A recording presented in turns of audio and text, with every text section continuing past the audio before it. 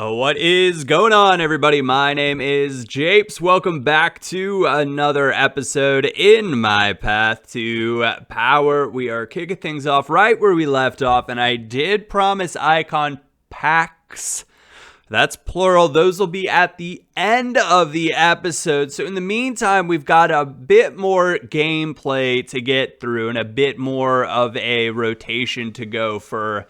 Well, not, I guess, a rotation, but we've got Zielinski, Iniesta, and we did pick up Modric, remember? And Modric actually fits the 4-1-4-1 really nicely. And partly, well, you'd like to see him have maybe a bit more when it comes to his shooting stat. That would be beneficial, but what he can do as far as passing, as far as tracking back and putting in a tackle and with the ball at his feet, as well as having a high medium work rate, makes him a pretty solid player in here. Iniesta, on the other hand, he's been a steaming pile of mediocrity for us so far, so I'm hoping that we'll be able to get a bit more out of him as I get used to what he might be able to contribute in the future.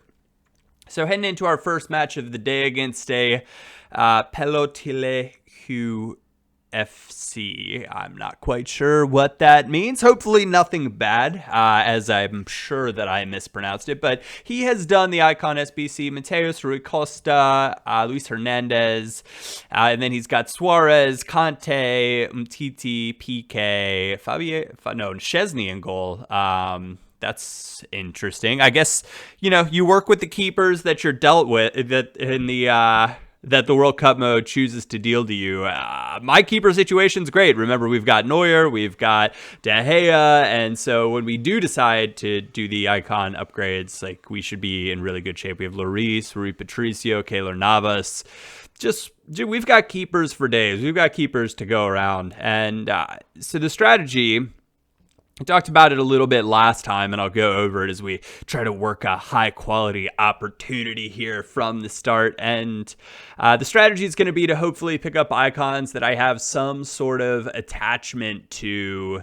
It's a nice goal. Iniesta finally getting on the score sheet for us, but some sort of attachment to in some way, shape, or form. I've watched them play. I like using players that I maybe can talk a little bit about what they're like in real life. And I honestly, there are some icons like Luis Hernandez. I've seen maybe a few of his games for Mexico's, but I can't say I've ever gone out and watched like a Hernandez highlight tape or anything like that. So if we were to pick him up, he'd probably go right back in. And so hopefully that'll keep the number of icons that we have down for the time being. When we win a World Cup, we can add one more, or we'll consider adding one more. That won't be the case, because I think once the World Cup gets started in 2 days, which is awesome, but once it gets started, I'm going to want to play with the players that I'm watching on TV. It's always how it works. For those of you guys that maybe are new, but I'm assuming most of you guys that have been here have been around for a long time, but I tend to try to replicate the way my favorite teams and favorite players play, and I try to do that on FIFA, and so I have a hard time feeling an attachment to icons. I just get ruined right here. I got ruined. I dove in. If you want to rewind that for a second and watch, I just decide to get, a little frustrated or whatever, a little feisty, and go flying in for a tackle, trying to win it back and get a quick break in the midfield. And I didn't do it. So we're closing in on halftime here, 45th minute, and working forward. So as the World Cup gets going, I'm assuming I'm going to watch teams play. I'm going to feel inspired by performances. I'm going to be like, yeah, that's the type of guy that I want to have in my team. So hopefully we'll have him. And Iniesta, yet another goal for us. And that is a nice bit of work. That's the touch that you'd like to see from Iniesta there. Just a little step, a little quick tap of the left bumper. And he dodges over to the side, setting him up for a perfect low-driven shot on his right foot. I would talk about some of the FIFA 19 stuff coming up here as well. But I honestly can't say I've watched too much of the EA Play stuff. I think it's going to be up for debate, and I'm trying not to... I don't want to taint my opinion off of... Or not taint's the wrong word. I don't want to skew my viewpoints on how I might feel about the game when I first get my hands on it or when I first play it, or watch EA's trailers and stuff by checking into what other, YouTubers or FIFA personalities might have to say, because it's, we're all impressionable with that stuff and it's easy to make judgments based on what other people say. And so I try to stay away from that. So if you're hoping that you're going to get some FIFA 19 news out of me, it's pretty unlikely at this point in time. So we did draw that last match, and we're heading on in to yet another one. We got to make some changes in the lineup. We're going to bring Kingsley Coman back in. He's been so good for us. Him and Shaqiri, I think we had Shaqiri, Coman, Zielinski, Pizzi all from the get-go, and it's really kind of crazy to think about, but Coman's been so good. Shaqiri, how many crucial goals has he scored for us? I was playing on my main account, and I've got Thomas Muller out on the right now, and I enjoyed playing with Thomas Muller. He's just a player that, I think could do big things yet again for Germany. World Cup Muller, it's how it works out, and so he could get some fun upgrades, and so I've kept him in there, but I have Shaqiri just sort of sitting there on my bench being like, hey, maybe give me a game here or there. You know what I'm capable of. And I'm like, I do know what you're capable of. This guy using Werner, who also could be a really fun card long-term with Path to Power, Goretzka. He's got Hazard, which would be so cool. I haven't gotten Hazard on my main account, so I'm dying to try him out. And obviously the Belgium SBC is Kevin De Bruyne, so we can't even get him through that, which feels like a bit of a bummer. And we have a nice little worked goal here, looking for that last pass. And we've got, remember, on the outside mids, left mid, right mid, stay forward, cut inside, get in behind. Those instructions work in a charm. If we'd had him on stay forward, stay wide, he wouldn't be making that run in there. We would have a much harder time generating a chance. And so that is what I like in those situations. Basically the way I play this, and you can see like from the shape of this passing move, it's almost like a wannabe false nine, but a 4-3-3 where your striker drops into the midfield to help with build-up play more. And you can see my left mid and right mid are all the way up forward against their back line. My two CMs are getting forward and trying to find space in the box, and eventually we find it with Gary Lineker. Nice run, nice bit of space. 2-0, 56th minute. But I want to know, how is the World Cup mode going for you guys? Did you guys go bonkers on your own accounts and just be like, I'm going to play with all the icons? Or did you decide to do it RTG style? And if so, what is your team looking like at this point? Obviously, I don't want to get too far ahead of myself here, but I'd imagine that you guys have some pretty awesome teams. And if you're doing the upgrade SBCs and stuff, I'd encourage you to consider making sure that you're not using players that are potential to star in the World Cup, unless you have duplicates, of course, because if you're anything like me, chances are you could be wanting to use those players in the future. So we went out and did a couple upgrades here as well, just trying to, maybe get a few more players in here that we can use. I don't know. I don't remember exactly what I was hoping for at this point in time, but I just felt like my squad needed a little bit more. I think even though Iniesta scored those goals for us, I was feeling a little bit meh about him. Modric has been good. Matuidi's been amazing. Lineker's been solid. My back line is in good shape. So all in all, I think I'm just going out here looking for upgrades. Let's see.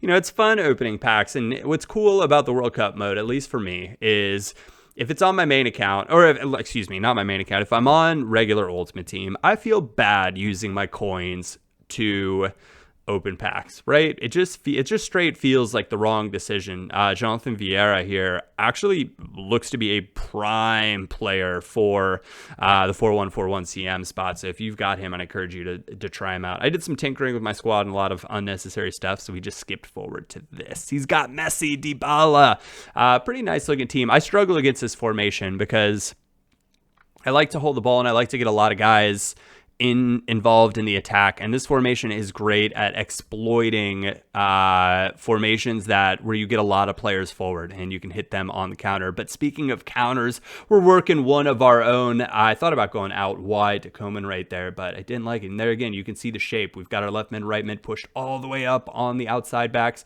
and then our CMs taking advantage of space when our striker drops a little bit deeper into the midfield, drawing the center backs out of position. It works a charm. I truly, truly enjoy it.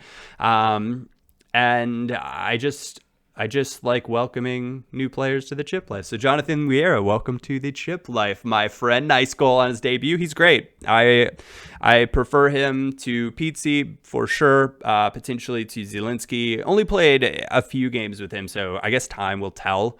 But I think he's really, really good as far as the World Cup mode goes. I don't know if he's on the Spain roster. I can't comment on that. But if he is, then if he were to ever get some minutes and get an upgrade, that would be cool, and we'd feel good about that.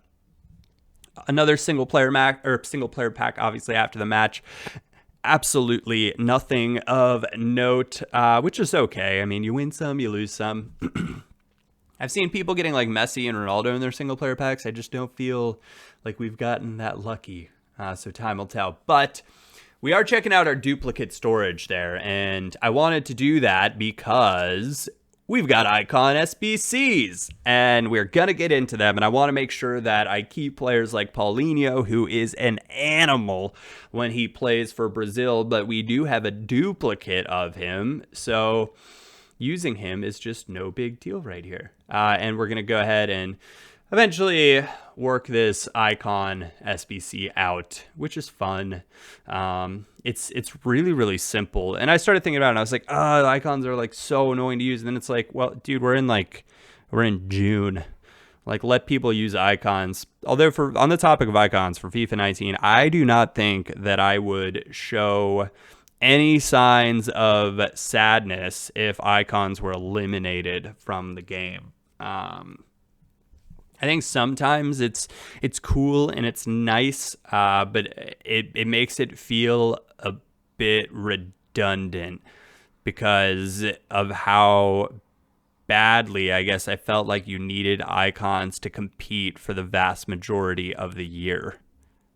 So I think that's where it's weird. And if you take icons out of the game, you're only going to have so many. I mean, you're still going to have some like players that are super dominant, Ronaldo, Messi, and our icon is Pele. So we get the highest rated icon, I believe, which is cool. Although I don't necessarily feel much towards Pele, who's potentially the greatest player of all time. For me, the greatest player of all time is Lionel Messi. But I don't necessarily, I can't say I watched a bunch of Pele live. I've seen some highlight clips of him, and he looked like an amazing player. Obviously, he was an amazing player, but I don't necessarily feel much towards him. So we'll keep him into the squad, and we'll play around with him a little bit, use him, and then potentially in the future say, adios, muchacho, or I guess, I don't know what it would be in Portuguese because he is Brazilian, so obviously he would be speaking Portuguese. We need a few more chemistry points here to do the icon SBC for the second time. And I just, I was a little bit frustrated. We're going to trade in Lloris here, so having our players help us out. Then I realized I could probably just change my attacking mid to CM and my CDM to CM, and that would work out.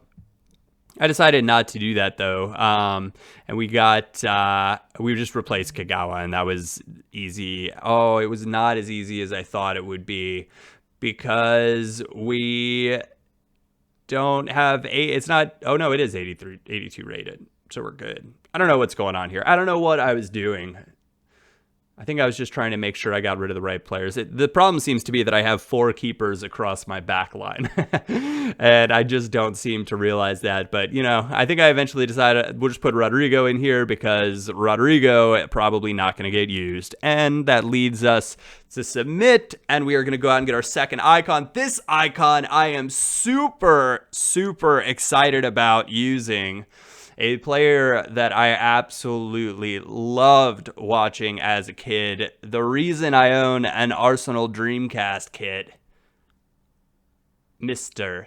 Thierry Henry. So he is 100% most likely going to move into the starting lineup instead of Lineker. I think those stats look amazing. I think he's a perfect striker for a 4-1-4-1, and I'm so excited to use him. And on that note, thank you guys so much for tuning in. My name is Japes, and I will catch you all next time.